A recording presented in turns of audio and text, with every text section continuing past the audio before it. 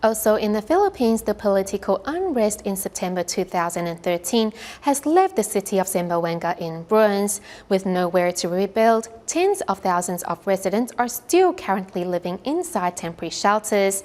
To help, the City Foundation hopes to provide prefab housing to raise the living standards in these temporary shelters. Rio Hondo is a coastal village situated to the south of Zamboanga city and where those of Islamic faith are found in numbers. During the political unrest in September 2013, more than 5,000 houses were destroyed here. They have nowhere to go because they're not allowed to rebuild. Unlike in Yolanda, after the disaster, all they have to do is go back and try to put up whatever structure they can. But here they're not allowed to. So that's why they're in the evacuation area.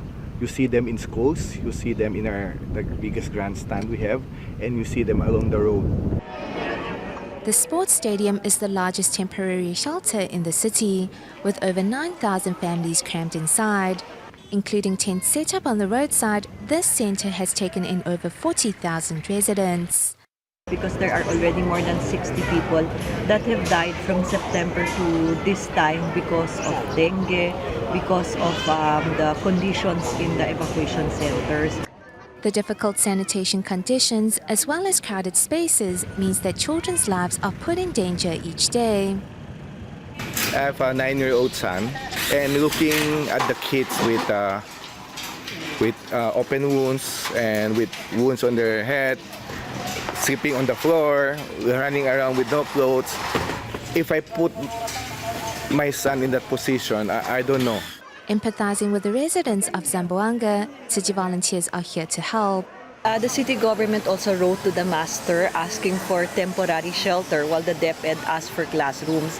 We would like to thank master for all the help that she has given to the city.